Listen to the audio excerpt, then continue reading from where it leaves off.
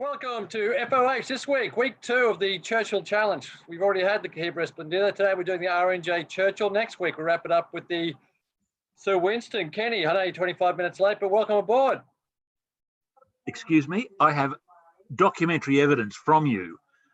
Oh, I'm late again. I'm delayed. And you blame it on me. Seriously. You said I went to your trash, my mails went to trash, spam, whatever. Subsequently, you went to junk. I can't help it if my computer has taste.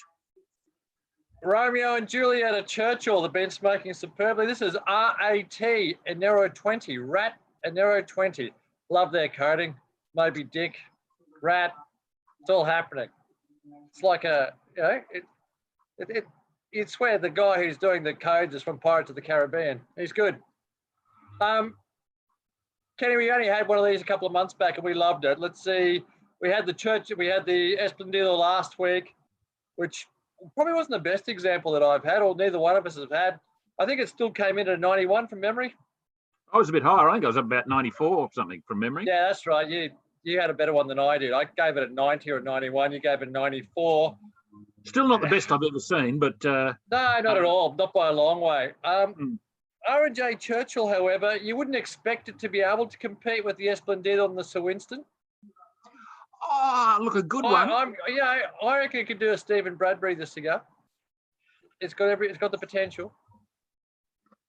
For those in the outside of Australia who don't know who Stephen Bradbury is, he's one of our most famous Olympic medal winners in the gold medal winners. Gold medal winners in the what was the sport again? The skating. Ice skating. Ice skating. About 400 metres or whatever it was. He was coming a very comfortable fifth until everyone in front of him fell over and he came across the line in gold.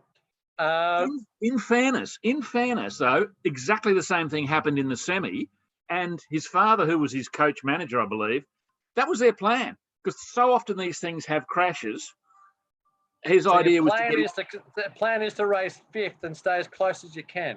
Get in as close as possible, and he was hoping to pick up a medal because he thought maybe one or two of them might fall over if he could hang in close enough. I'd have far more respect if he tripped them. Yeah. He wasn't that close. I couldn't get there. Anyway, Steve, congratulations. Still you're my favourite Australian Olympian of all time. I sat next to him on a plane once. Did you? Yeah. Didn't say a word. He just sat. Why would he? Well, I said hi. Do you talk to people you sit next to on a plane? Oh, I sat down and said hi. You know, what's his name? The old motorbike guy, like Barry, whatever his name is, the famous Formula One motorbike guy. I sat next to him 3 times in a month, if you can believe that, on a plane. So we just looked at each other and thought, Barry Sheen? Is it Barry Sheen? Something like that. Yeah. And we had long chats. He was a terrific bloke. He's the only bloke. I reckon that Barry wasn't always all there, so that explains that. Let's get back to the Churchill. Can we how's your cigar look? Mine looks great. The aroma of cold is great. I've never seen a cigar. Great. I have never seen a cigar more obviously box pressed. This thing is almost square. Nothing wrong with that, but it is just. I think I may have given you the one at the end of the box, because mine's not, as you can see. Both in the same box. No, this is dead set square. You don't mind that, do you? Not a problem at all. Yeah, excellent. Yeah, exactly. Think of it's like the squared circle in boxing. What's the draw like, Ken, please? Yeah. Can you start your cutting ritual? I can. You like to chat amongst yourselves for a moment? Here we go, people. Sorry. We've got 60 seconds to kill. Look, we need a clock. We need a Ken's cutting clock. Steve, can you bring that in for next week? Trying to put stuff in. Like 60 minutes.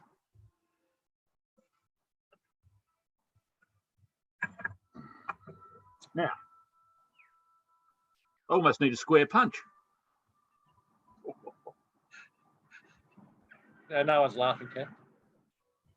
Oh, I amused myself. You're in a good mood. What's happened this week? Am I? I'm always in a good mood. Oh, shit. Oh. There are days. It's Friday. I'm smoking a cigar and drinking. How does Friday differ from you? For you, how does Friday differ from Saturday? I've got to go and look after my mother. Can you just test the draw? Can you test the draw so we can just stop this introductory? Now I can't even say introductory. Introduction. Can you test the draw? I'm stressed. Firm but acceptable. Thank God. We'll be back with you shortly.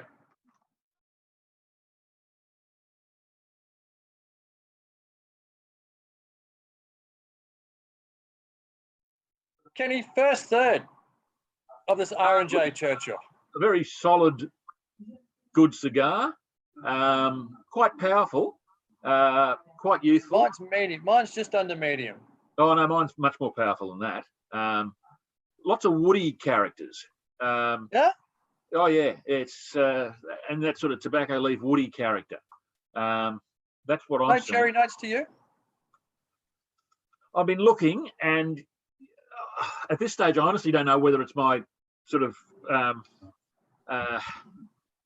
I've just got this perception that they should be there, and then perhaps I can see them, or whether or not they really aren't there, but they might come through. So if they're there, let's give to the second third. Mine started deliciously. It's just a classic. It's a classic R&J Churchill that we've had and loved. So, but mine's more medium-bodied, so not fullish.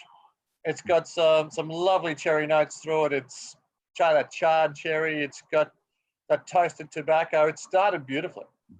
The toasted tobacco. Yeah, yours pans out. Mine's round though. Much more powerful. Maybe it's because yours is box pressed. Sorry? Might be the box pressing. Might be the box pressing. Clearly, you gave me the dud. We'll be back with you at the end of the second third.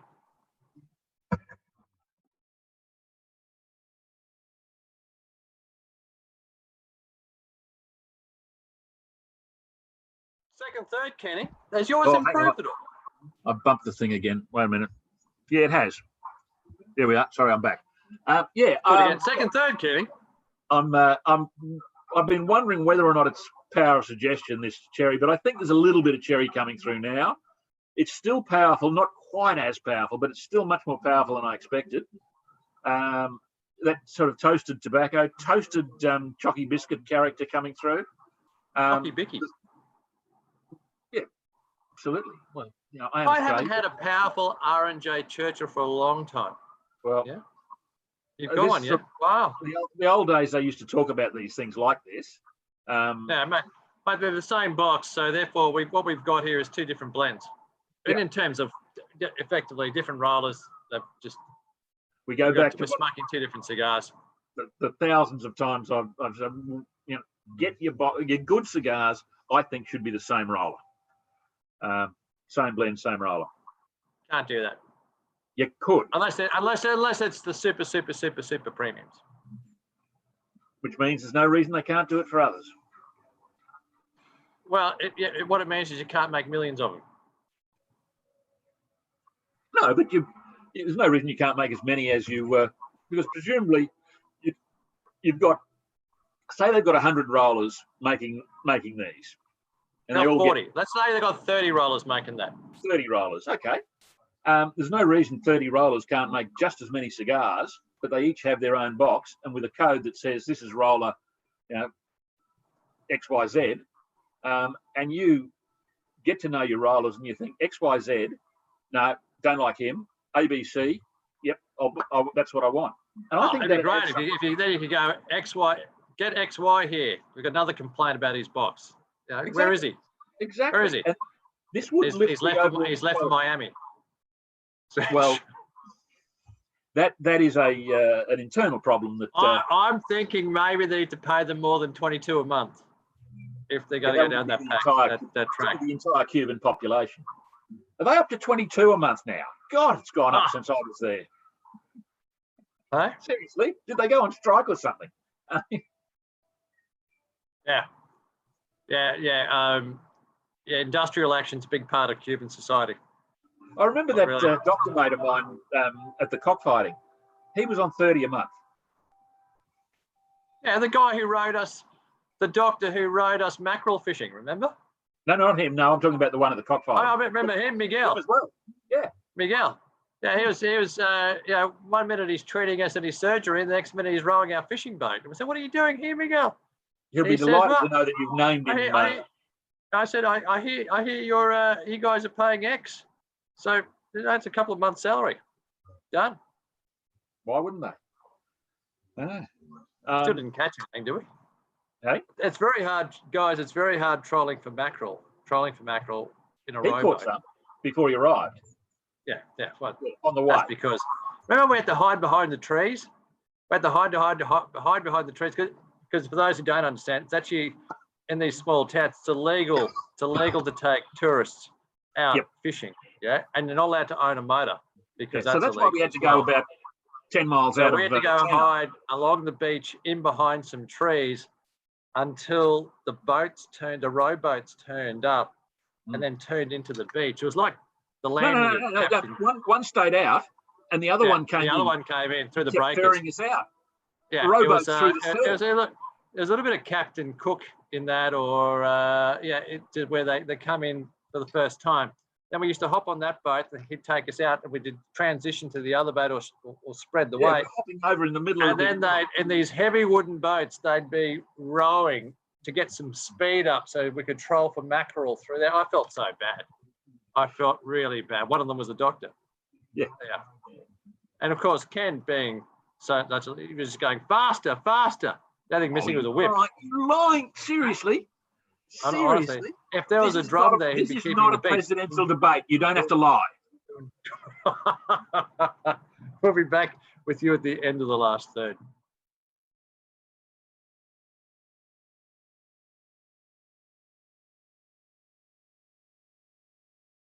Last third, Kenny. We can't talk politics, Kenny. Can't talk politics. Do we ever? Never. May the best man win anywhere, or woman in our local state politics as we're coming up to another joke. Okay, Kenny, last third of the R&J Churchill. What are you thinking? It's got hot. It's young. It's very young. And I mean, it's too young. Not my best one, but I'm still giving you 92. I prefer this over the R&J Splendido, but you didn't. So. You mean the Cohiba Esplendido?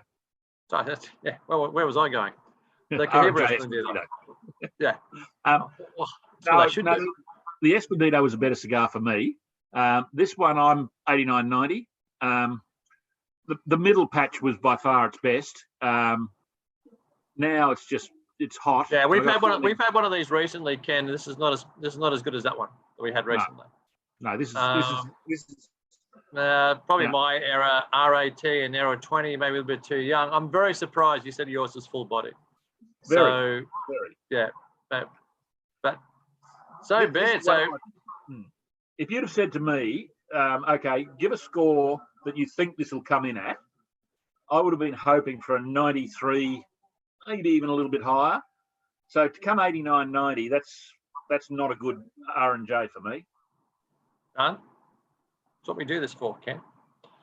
Okay, let's put the Cohiba Esplendido up. Pardon? Can we do it with good cigars in future? Oh, shut up! You got to H. Upman Sir Winston next week. You sure it's not the H. Upman Esplendido? It's got every chance of taking this title out, hasn't it? It has. Yeah. Every chance. Looking forward to having that. We might see if we can knock that over on Tuesday or something. But I serve at the pleasure. Perfect. All right. I'm going to give it 91. You're going to give it 89.90. We're not too far apart on that. It's certainly fallen behind the Cohiba Esplendido on an aggregate score.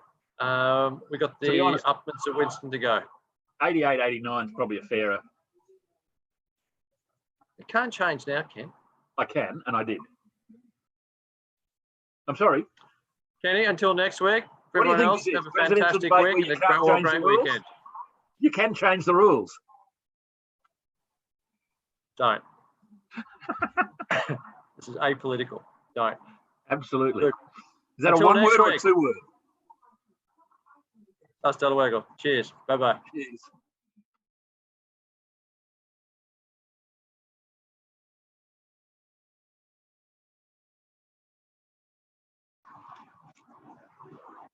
Been waiting here now for 10 minutes for Kenny.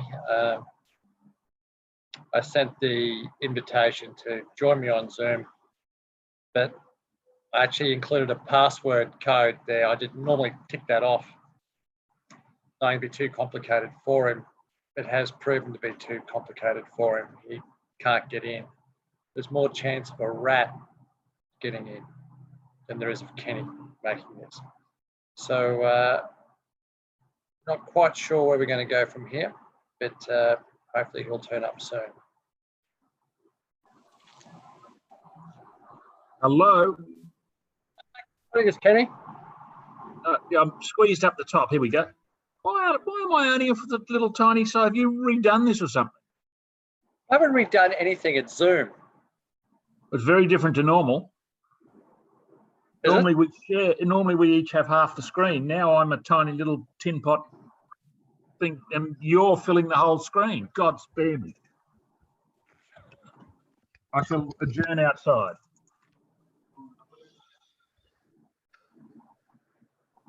But again. Did you really fix it? Yeah, I have. Woohoo! Technical. You surprised yourself, didn't you? Oh, you are freaking kidding, aren't you? Fuck Do you have the cigar with you? Not one, 2 flies in the champagne. It's been there for 4 minutes.